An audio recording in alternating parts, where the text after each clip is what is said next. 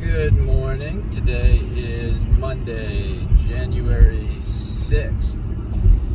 My name's Anthony, and this is Drive Dive. Today's topic, I would like to talk about, in general, distractions. Now, I do believe that this conversation about distractions will also shed some light on my views on technology, but also revisit one of the earlier topics I spoke about, which was my goal of creating synergy within my life, or my attempts to do so. As I said, my views on technology, I struggle with it as a classroom teacher. I think trying to convey to students that technology is often a distraction, meant to be a very valuable tool, and tools have a purpose. So when you think about a specific piece of technology, we should be thinking about its purpose and how we use that, use a piece of technology for its intended purpose in our lives. And so one of the things happening in my school district this year, granted it's January, and so we're a few months in, we started putting these caddies. We put these caddies at the front of the classroom. I know a lot of school districts are doing this too. And then students, when they walk in the classroom, are to deposit their cell phones in an assigned pocket, for the duration of the period, to then pick it up at the end. Now, of course, with teacher discretion, if you had a specific purpose, reason for kids to have their cell phones in their possession, maybe you're asking them to take pictures or check QR codes or something to that effect throughout the lesson, then of course you could ask them to retrieve and or hold on to their cell phones. But again, it's this idea that cell phones have a purpose. And so it's interesting to me to reflect on prior years. I recall being at a conference one time where it was a tech-focused conference. I want to say it was focused on computer science, but the keynote speaker, had some memes and things up about how essentially he felt that asking a student nowadays to show up without a cell phone, prohibiting cell phones in the classroom, he said was the equivalent of prohibiting a pencil in the classroom. And I didn't want to be, the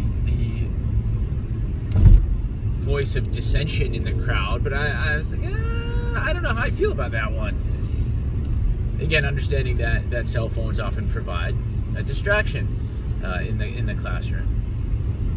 And so now, fast forward, I guess maybe the pendulum has sort of swung the other way, where, as I said, I know my school district is not the only one implementing these new approaches or policies when it comes to cell phones. I know of, right, again, districts I've worked in, some different approaches, right? Some with the caddies, some with just kind of shutting down entirely the network in the school to, right, closing out personal devices, not allowing students, maybe staff as well, I don't think staff, but not allowing students to access the network on a personal device. It has to be their school-issued device. And then, of course, like I said, you're right, the caddies and trying to limit access to cell phones within the class period. I wonder where that keynote speaker is, on that topic at the moment, right? And so the way I put it to my students at the start of the year was, I get it, cell phones and everything, wanting to have them, but at the same time, we're putting them away because honestly, if it were, say, 9 o'clock in the morning, it's like, if you could talk to anyone, about anything at any time. That's what I said to them. I said, why would you choose me? Why would you choose math? And why would you choose 9 o'clock on Monday morning? Why would you do those things? Right? You wouldn't make those choices. And so you'd have a far better or certainly appealing option, and more appealing, for any myriad of reasons. And that's what you would choose, right? You wouldn't choose me, you wouldn't choose math, you wouldn't choose now. You simply wouldn't. And so, but that is our job, right? That is why we are here, at this present time. It's my job, it's your function, right? For me to teach math, for you to learn math, and high school graduation, et cetera, et cetera. And so we have to be able to focus on that task. Was my message. And so again, it's this idea of options. And so, right, that can be great. Options are great, but they, I think, can also be a distraction. I think there's something to be said for having too many options, too much choice, to be able to just say, no, I don't want this, I want that all the time. To be able to put this down and focus on that, or ignore this and focus on that. And so I know it's something personally that I can struggle with at times, maybe even in my professional life, right, where of the tasks that you have to complete, I'm thinking about, right, lesson plans, grading, creating worksheets, creating assessments, emailing families and counselors and things. It's, there's a lot of those things that we need to get done, and maybe this isn't the best example, but some of those different options, like, oh no, this is far more appealing, right? So let me work on that, and then it gets to the 11th hour and scrambling to get the other maybe less interesting, or the other more mundane tasks completed. Or in my previous life as a supervisor, where I did have multiple projects, there were certain projects and tasks, certain projects were far more exciting than, checking lesson plans, or even conducting walkthroughs, I think it's right? Things of that nature, when instead I was, really focused on referendum projects and redesigning classrooms and implementing technology, and right, things that were just far more exciting. I would at times focus on those, and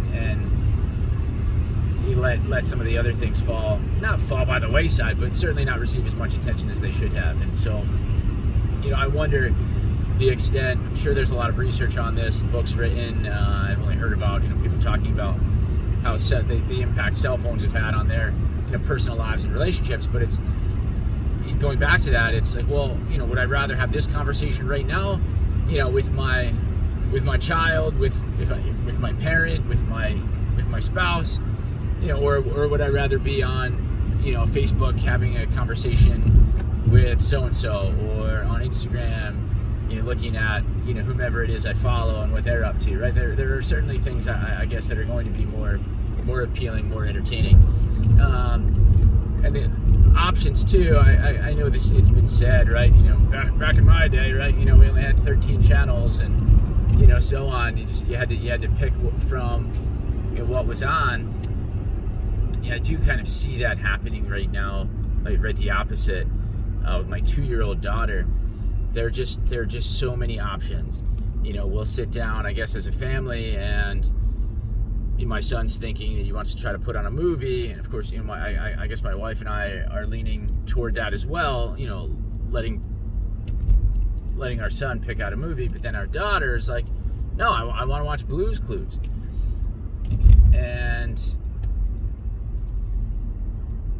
more often than not, I think we've given in, and now we're trying to push back against that a little bit. But giving in, we'd put on an episode of Blue's Clues, and maybe even only a couple weeks ago, we were watching full episodes of Blue's Clues, or we were watching full episodes of Bluey.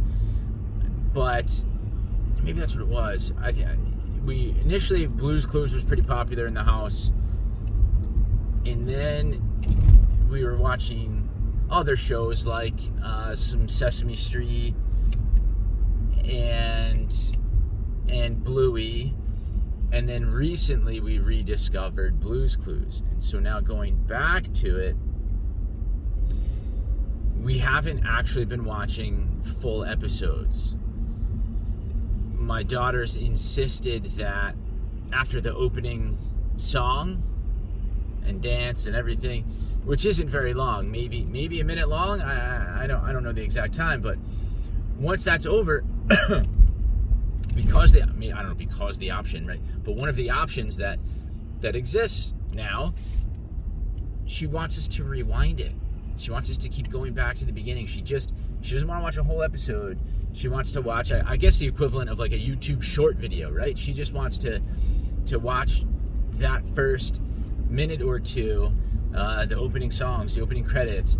That is the most appealing thing to her, I suppose. And so she just keeps wanting to go back to that, back to that, back to that. Is that a good thing? Is it a bad thing? I don't know.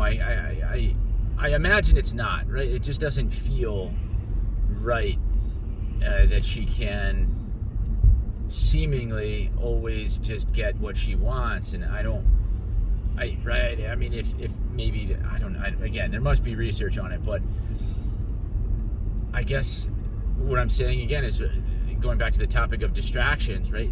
Having all of these options, having something that I want so easily accessible all the time does become a distraction, from and take away from the other things, I guess, that we need to be working on. And so quite candidly, at the age of 2, we're working on speech, right? And I think and practicing speech needs to be more of a focus in our household and in her life, in my opinion. And so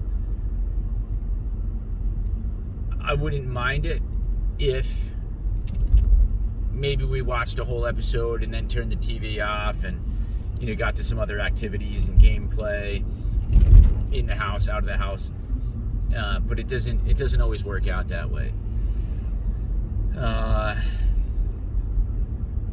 So it's just interesting to me to be distracted, and I don't, initially at least, right? I'm trying to find ways to, right? If this technology is going to be there, and if it's maybe going to be a distraction,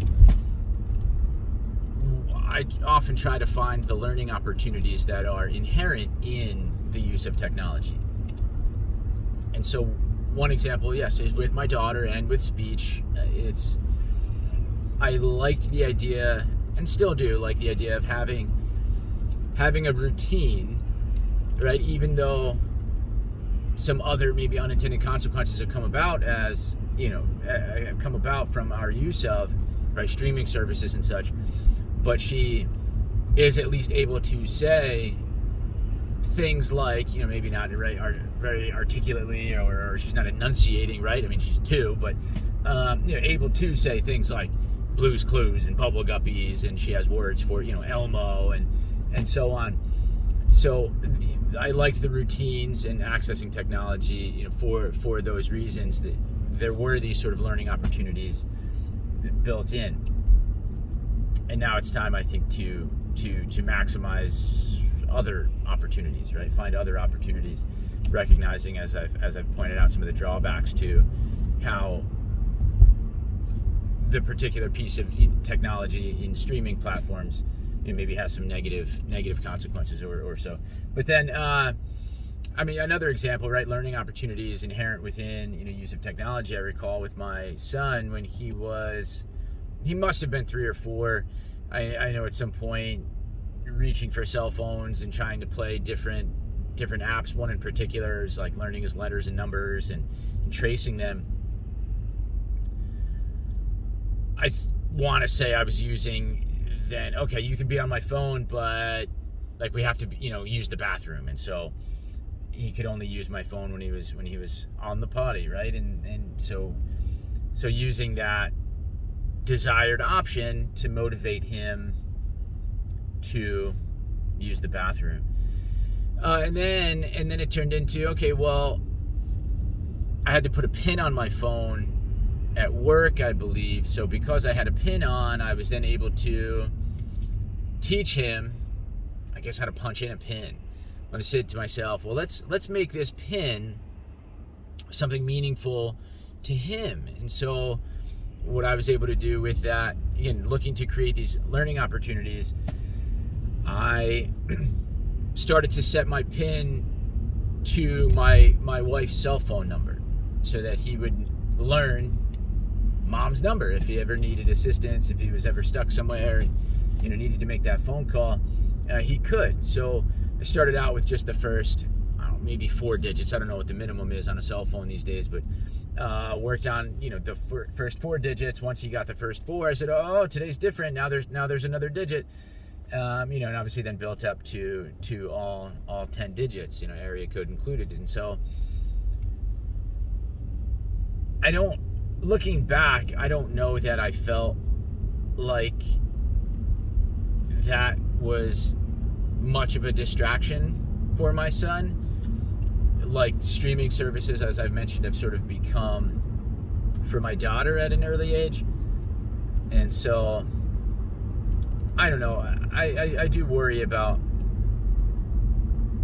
the distractions and just to revisit, I guess, what I was saying earlier about the other connection, right, to trying to create synergy. It's, yes, the activities that we do or that I choose to engage in, I would hope that they fit well together and that doing one supports the other and vice versa.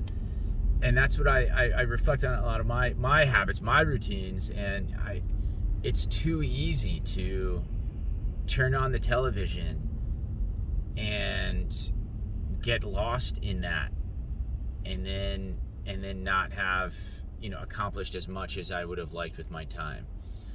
I'll tell myself, oh, I'm only gonna watch TV while I eat a late night snack, and then it turns out I've watched an entire 2-hour movie, and the movie's nearly over, and I'm like, you know what? I should have worked out. There's plenty of time, right? Uninterrupted time to watch a movie. It would have been uninterrupted time to do something, I guess, a bit more productive. And so those are my struggles, and that's why I chose, I think, it being Monday morning, and some of that was happening over my weekend. That's why I chose the topic of distractions today, what they might look like, how technology sometimes can be that distraction, even though sometimes it's maybe posited more optimistically or positively as options. I think sometimes having too many options as well is what creates those distractions or opens us up to focus on other, I don't want to say less important, but certainly less pressing or something less pertinent, less, I don't know, but to focus on some things where that maybe needed to wait, whereas other things should have taken priority. And so that's it. I want to get your thoughts on that one, maybe some of the distractions, what sort of distractions do you think you have in your life, and what sort of steps do you take to minimize those distractions and the impact that they have on your task completion, on your relationships, on your just satisfaction with daily life and adulting. So anyway, that's it. Thanks again. This is Anthony. Appreciate you watching. And have a good day.